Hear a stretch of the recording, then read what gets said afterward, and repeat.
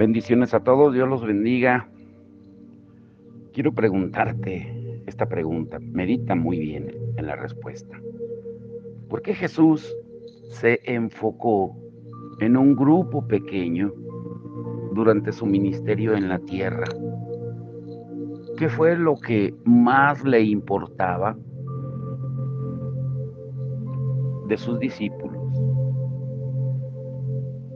La respuesta, si somos estudiosos en los evangelios, fue formar su carácter.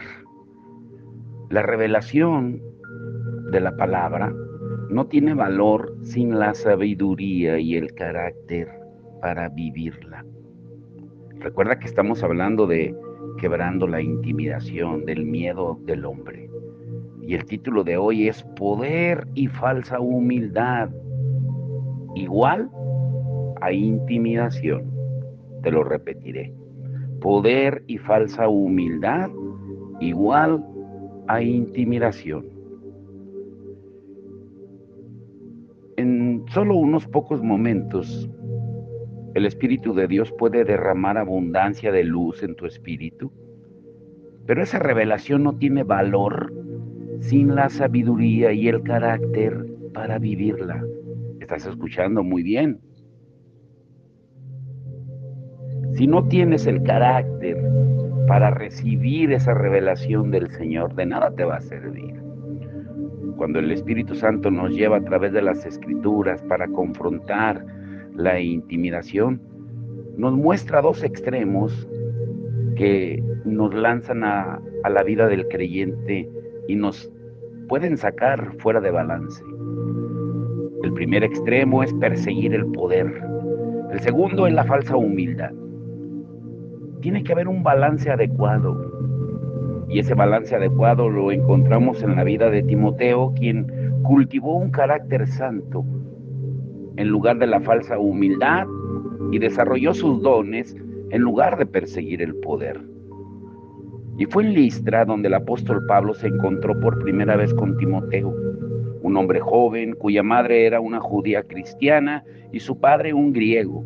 Pablo quería que Timoteo los acompañara a él y a Silas como asistente de viaje. Sería responsable de atender las necesidades de Pablo, como dice Hechos 19:22.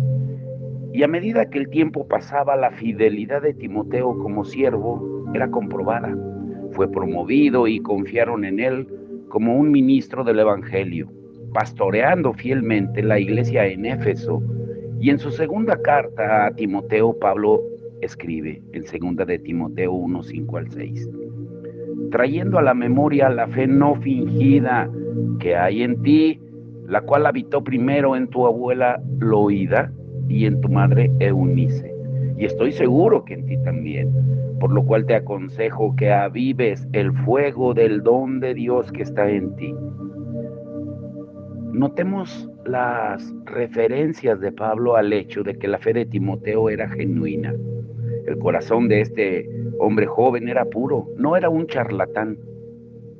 En otra carta Pablo encomienda, Filipenses 2:19-22, espero en el Señor Jesús enviarles pronto a Timoteo, pues a ninguno tengo del mismo ánimo y que tan sinceramente se interese por vosotros, porque todos buscan lo suyo propio, no lo que es de Cristo Jesús. Pero ya conocen los méritos de él, que como hijo a padre ha servido conmigo en el Evangelio. Es claro que el carácter de Timoteo no estaba en cuestión y como cristianos el carácter debe ser nuestra primera prioridad y búsqueda. Lo que nuestro Padre busca no es poder, sino carácter. Y es un hecho triste que muchos en la iglesia persiguen el poder, la posición, la unción del Espíritu Santo, mientras dejan de lado la búsqueda del carácter santo. Primera de Corintios 14:1 nos instruye, seguid el amor y procurad los dones espirituales. Sin embargo, hemos pervertido este mandamiento porque procuramos los dones y la unción y solamente deseamos los dones del amor en nuestras vidas. Dios es amor y hasta que no caminemos en amor, no vamos a alcanzar su naturaleza. Ahora, escucha muy bien el punto número 1. Hay un extremo peligroso: procurar el poder en lugar del carácter. Muchos cristianos viajan grandes distancias, cientos de kilómetros en ocasiones, para asistir a un servicio de milagros, de profecía, de unción, pero no están dispuestos a hacer frente al enojo, la falta de perdón, a la ira, a la amargura en sus corazones. Y esto es evidencia de que su énfasis está en el poder, en la posición y no en el carácter. Las manifestaciones espirituales en estos servicios pueden ser de Dios, pero debemos enfrentar también al hombre interior que traemos dentro. Y esta falta de interés de enfrentar el interior ha llevado a muchos a la decepción. Aunque la iglesia está experimentando un tiempo de refrescamiento, el pecado debe ser tratado. Es hermoso que la gente esté tan hambrienta del poder de Dios, pero no seamos negligentes con la pureza de corazón. Hemos visto caer a muchos ministros, pero no cayeron cuando cometieron su primer acto de inmoralidad. No comenzaron a caer antes, sino el día en que el éxito en el ministerio se convirtió en algo más importante que su relación íntima con Dios. Ahí comenzó todo. Y no solo hemos visto esto entre los ministros, sino también entre sus congregaciones. Jesús dijo en Mateo 5:8, bienaventurados los de limpio corazón, porque ellos verán a Dios. Él no dijo bienaventurados aquellos que tienen éxito en su ministerio. Dijo que sin un corazón puro no verán a Dios. Y por supuesto Jesús es el único que puede darnos un corazón puro. Y no es algo que podamos ganarnos. Es sin precio y gratis. Es gracia inmerecida y sin precio, porque requiere la muerte del Hijo de Dios, y gratis porque es dada sin costo a todos aquellos que le buscan. ¿Cuántos de nosotros acostumbramos orar? Señor, úsame para ganar a los perdidos, úsame para sanar a las multitudes y liberar a los endemoniados. Y podíamos orar esto vez tras vez, y que ese sea nuestro objetivo de nuestra búsqueda de Dios. Pero nuestro objetivo más grande muchas veces es solamente tener el poder que viene delegado por Cristo, pero no su carácter. El Señor nos tiene que mostrar muchas veces que nuestro énfasis está equivocado, y Él nos tiene que hablar y nos tiene que conmocionar y nos tiene que impactar. Cuando en Mateo 10 y en Lucas 9, Judas echó fuera demonios, tenía poder, sanó al enfermo, predicó el evangelio, dejó todo para convertirse en discípulo de Jesús. Pero ¿dónde está hoy Judas? Eso nos debe de golpear en nuestro ego. La meta supremo, escúchalo bien y grábatelo, del llamado del cristianismo no es el poder o el ministerio, sino conocerlo a Él. Lee lo que dice Filipenses 3, 10 al 15. Pero te quiero preguntar, ¿cómo describirías la relación matrimonial de una mujer cuya única ambición es producir hijos para su esposo? Pues solo tendría relaciones íntimas cuando pudiera producir el fruto que quería, y no tendría ningún interés en conocer a su esposo personalmente. Y yo sé que esto suena absurdo y tonto, pero ¿cuán diferente es esto de nuestro clamor a Dios? Úsanos, Señor, para que la gente se salve, cuando nosotros mismos no disfrutamos de una relación y compañerismo con Él. Cuando tenemos una relación de intimidad con Dios, nos reproduciremos en la forma que Él quiere. como dice en Daniel 11:32, mas el pueblo que conoce a su Dios se esforzará y actuará. La única ambición de Pablo era conocerlo a él, como dice Filipenses 3:8-10. Moisés dijo en Éxodo 33:13, te ruego que me muestres ahora tu camino para que te conozca. David clamó en el Salmo 27:4, una cosa he demandado a Jehová, esta buscaré, que esté yo en la casa de Jehová todos los días de mi vida para contemplar la hermosura de Jehová y para inquirir en su templo. Y nuevamente en el Salmo 63:1, él dice, mi alma tiene sed de ti, mi carne te anhela. Los hombres y mujeres de la Biblia que desearon conocer a Dios más que cualquier otra cosa, permanecieron fieles a Él, terminando el camino que Él había trazado delante de ellos. Aprendieron el secreto de la integridad con poder, lo buscaron seriamente, tuvieron un vislumbre del mismo corazón de Dios. Algunas personas miden su madurez espiritual por su habilidad de profetizar o el fluir de los dones. Pero recuerda, los dones son dados, no ganados. Una burra vio y habló en el campo espiritual, en el libro de Números, cuando le habló al profeta. Un gallo cantó 3 veces y convenció a Pedro, aquel impulsivo, y eso hace que esas bestias sean espirituales. Jesús dijo que lo llamarían Señor y que esperarían entrar en su reino solo para serles negado. Porque puede haber hechos milagrosos, puede que tú eches fuera demonios, que profetices en su nombre, prediques en su nombre, pero recordemos lo que Él nos dirá en Mateo 7:23. Nunca os conocí, apartaos de mí, hacedores de maldad. La unción de Dios no es su aprobación. Muchas veces confundimos el que Dios nos use con que Él esté de acuerdo con nuestro carácter.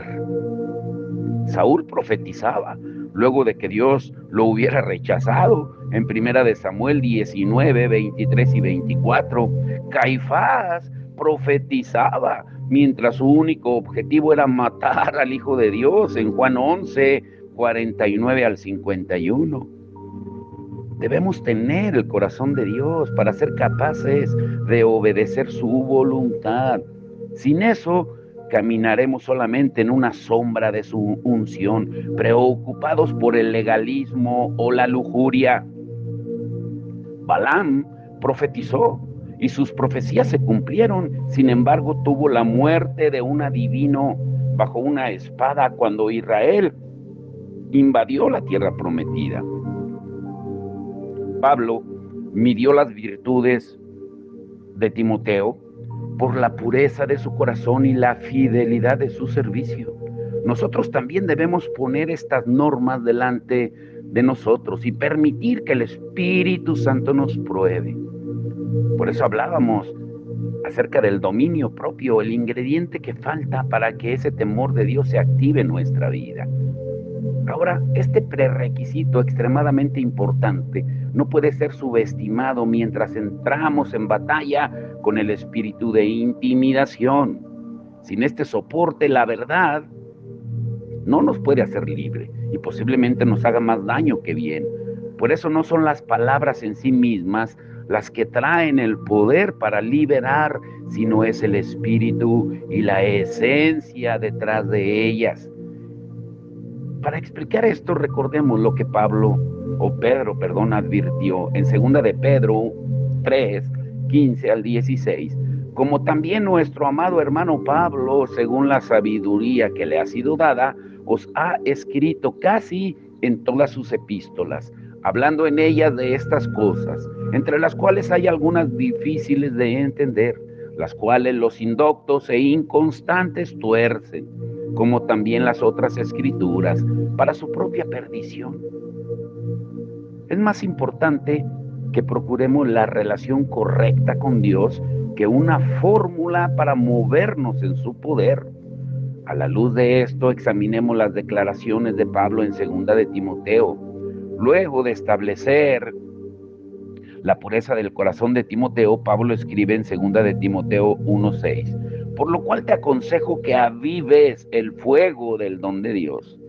Las palabras, por lo tanto, significan por esta razón. Entonces, las instrucciones de Pablo a Timoteo concernientes a la liberación de los dones de Dios en la vida de Timoteo serían inválidas si esa fe no fuera genuina. Ahora veamos el punto número 2, el otro extremo, la falsa humildad. 2 de Timoteo 1:5-6 dice, trayendo a la memoria la fe no fingida que hay en ti, la cual habitó primero en tu abuela Loida y en tu madre Eunice, y estoy seguro que en ti también. Por lo cual te aconsejo que avives el fuego del don de Dios que está en ti por la imposición de mis manos. Por lo cual te aconsejo. Pablo se está refiriendo a su primera carta a Timoteo, en la cual lo había exhortado, no descuides el don que hay en ti, que te fue dado mediante profecía con la imposición de las manos del presbiterio, en 1 de Timoteo 4:14. Y Pablo le recalca a Timoteo la importancia de no descuidar el don de Dios, escribiéndole acerca de esto por segunda vez y por ponerlo como una de las primeras cosas que menciona en esta carta. Y para ampliar lo que significa no descuidar el don, miremos algunos antónimos, o sea, lo opuesto a descuidar ese don. Realizar, lograr, actuar, poner atención, cuidar, completar, concluir, considerar, consumar. Todas estas palabras son de acción y autoridad. La mayoría de ellas tienen tanto la forma de verbo como de sustantivo. Son positivas y decisivas. Para poder más adelante dividir correctamente la palabra de Dios, examinemos qué significa descuidar, desdeñar, desechar, desatender, dejar de lado, ignorar, subestimar, pasar por alto, subvalorar, despreciar, omitir, abandonar. Estas son todas palabras negativas que involucran una falta de acción, decisión y autoridad. Y es algo muy serio y de mucho peso el descuidar lo que se nos ha confiado, porque vamos a sufrir pérdidas cuando nos descuidamos. El extremo opuesto a simplemente perseguir el poder es vivir en lo que se podría llamar un estado de falsa humildad. La gente que está viviendo en tal estado reconoce la importancia de buscar el carácter de Dios, pero se detiene ahí. Nunca se aventuran en los dones de Dios en sus vidas porque tienen miedo. Evitan cualquier cosa que involucre confrontación, percibiendo esta como una falta de amor o de carácter cristiano, y todo lo toleran por no confrontar. ¿Recuerdan la diferencia entre pacifistas y pacificadores? Ahora, yo me refiero a esta gente como pacifista.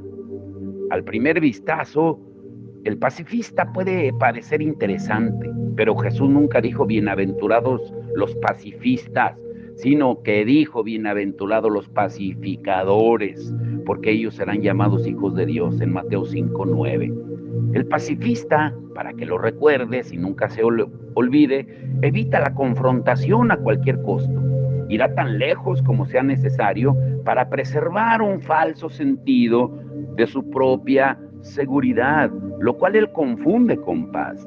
Por otro lado, un pacificador enfrentará con audacia, con denuedo, no importa cuál sea el costo, porque no se preocupa por él mismo. En cambio, está motivado por su amor a Dios y la verdad. Y solo bajo esas condiciones la verdadera paz puede prosperar. Hay paz en el reino de Dios. Romanos 14:17 dice que el reino de Dios es justicia, gozo y paz en el Espíritu Santo. Sin embargo, esa paz no viene por la ausencia de confrontación, tal como Jesús lo señaló en Mateo 11:12. El reino de los cielos sufre violencia y los violentos lo arrebatan. Hay una oposición violenta para el avance del reino de Dios. Pero con frecuencia pensamos, bueno, pues simplemente voy a ignorar esto y dejar que pase. Pero necesitamos despertarnos y darnos cuenta que si no lo confrontamos, no cambiará. Es por eso que Judas en su libro motiva a los creyentes con lo siguiente, en Judas versículo 3: amados, por la gran solicitud que tenía de escribirles acerca de nuestra común salvación, me ha sido necesario escribirles exhortándolos a que contiendan ardientemente por la fe que ha sido una vez dada a los santos. Si notas que dice que contendáis ardientemente, o sea, no esperes lo mejor. Contender significa batalla.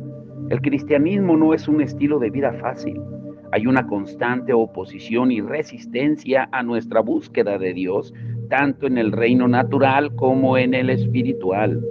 Pablo fortalecía a Timoteo con: tú pues sufre penalidades como buen soldado de Jesucristo. Ninguno que milita se enreda en los negocios de la vida. Segunda de Timoteo 2, 3 al 4.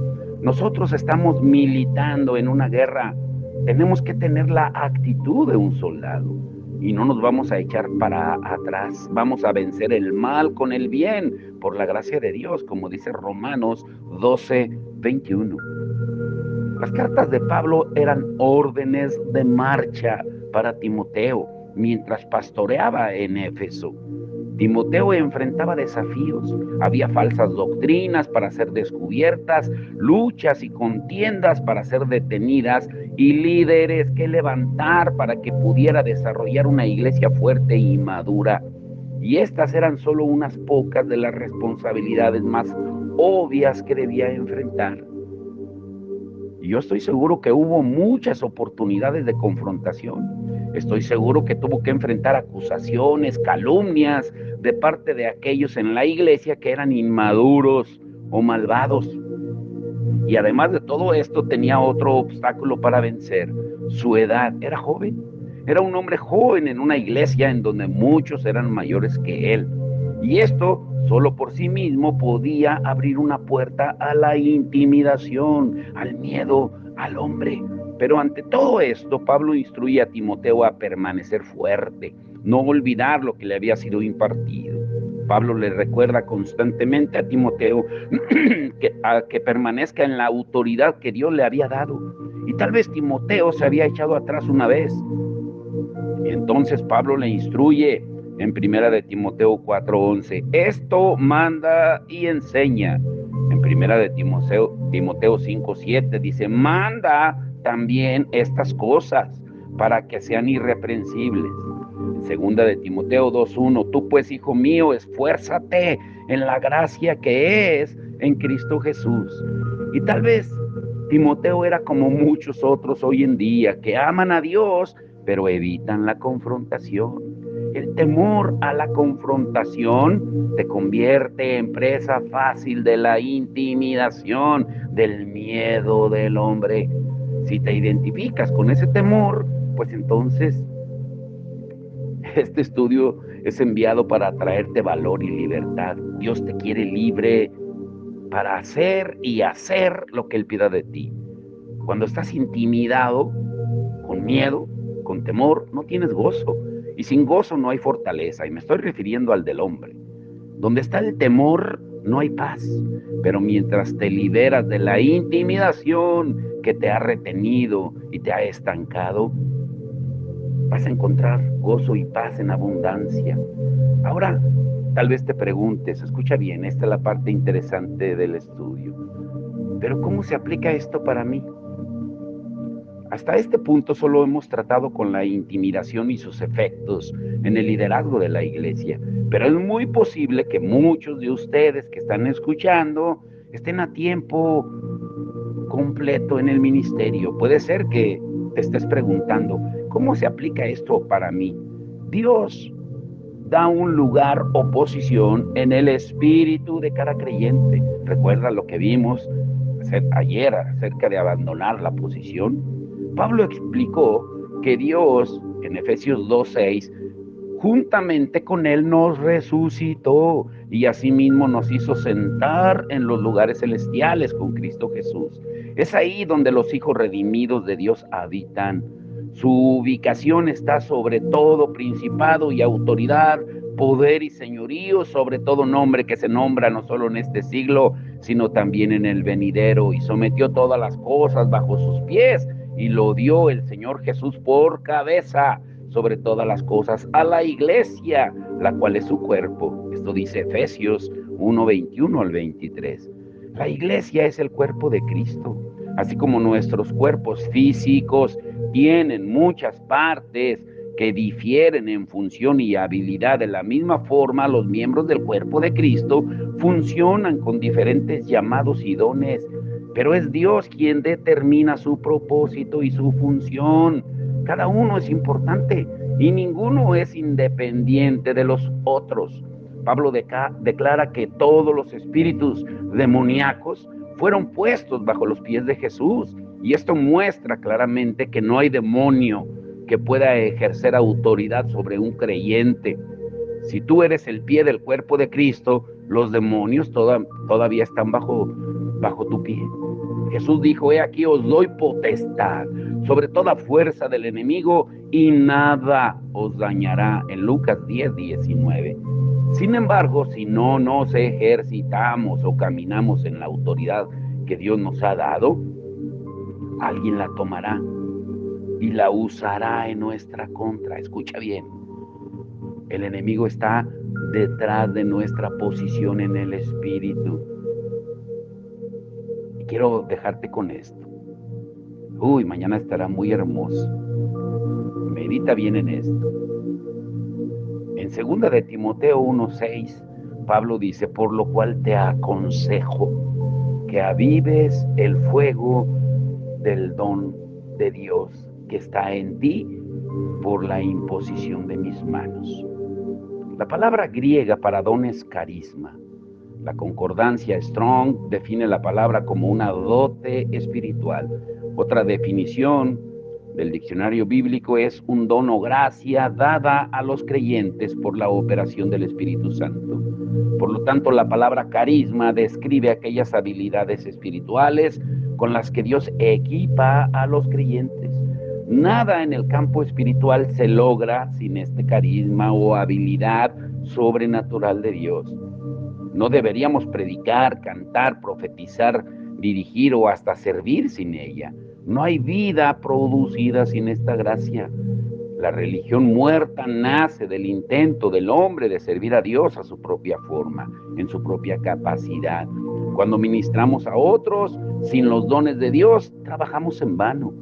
Ahora notemos que estos dones ya estaban en Timoteo, lo que quiere decir que cuando el Señor da sus dones, estos no van y vienen, sino que habitan en la persona. Porque dice Romanos 11:29, porque irrevocables son los dones y el llamamiento de Dios. Este don o poder es el equipo necesario para cumplir el llamado que Dios puso en cada uno de nosotros. Funcionar en esos dones debería ser algo natural y confortable para nosotros, igual que los roles y funciones de nuestro cuerpo no varían o vienen y van, pues de la misma forma sucede con los dones que Dios imparte. Pablo escribió a los creyentes romanos, en Romanos 1:11, porque deseo verlos para comunicarles algún don espiritual, a fin de que seáis confirmados. La iglesia no puede ser establecida sin estos dones. El equipamiento espiritual que capacita a los hijos de Dios para cumplir su voluntad. Por eso, quédate con esto. Primera de Pedro 4:10. Cada uno, según el don que ha recibido, ministrelo a los otros como buenos administradores de la multiforme gracia de Dios. Si nota lo que dice, pero hay 3 puntos aquí que veremos mañana. Dice que todos reciben un don. Número 2, el don no es nuestro, somos simplemente mayordomos de él, administradores. Y número 3, el don es una porción de la múltiple gracia de Dios. Entonces te pregunto, ¿para qué crees? Y te dejo con esa pregunta. ¿Para qué crees que Dios te dotó, te dio dones, te impartió dones? ¿Para qué te los dio? Vamos a orar. Padre, en el nombre de Jesús, te damos la gloria y la honra, Señor. Gracias por enseñarnos, Señor, que la humildad debe ser primero que el poder. Porque muchas veces queremos el poder y caminamos, pero con una falsa humildad, creyéndonos que somos humildes, presumiendo, Señor, cómo nos usas, cómo te mueves por nuestra predicación, por cómo ministramos a la gente. Pero eso eleva el ego. ¿Cuántas veces no escuchamos ministros, pastores, incluso obreros tuyos que hablan más de ellos que de ti, de tu palabra? Señor, ayúdanos a entender que hay un poder, pero que no viene de ti, y una falsa humildad que es disfrazada con el servicio a ti, Señor. Ayúdanos a discernir, a tener ese espíritu manso y humilde como tú lo tenías. Como tú dijiste, aprendan de mí que soy manso y humilde. Que aprendamos cada día, Señor, y que no nos dejemos intimidar por el enemigo, Señor. Porque el miedo paraliza, el miedo al hombre trae lazo, como dice tu palabra, pero es tiempo de libertad. Porque podemos decir que tenemos temor de Dios, pero solamente está disfrazado porque hacemos lo que queremos. Nuestro carácter no es formado, Señor. Por eso lo reconocemos hoy en este día, que lo primero que tú buscas es carácter en cada uno de nosotros, no poder. Porque puedes usar, como veíamos hoy, hasta una burra, un gallo, un animal, hasta gente impía, rebelde, como lo hiciste con Saúl, con el rey Saúl. Aún después de ser desechado, tú lo usaste, porque tu palabra es pura y no puede ser contaminada. Ayúdanos, Señor, a entenderlo y a ponerlo por obra. Te damos toda la gloria y la honra en el nombre de Jesucristo. Amén y amén.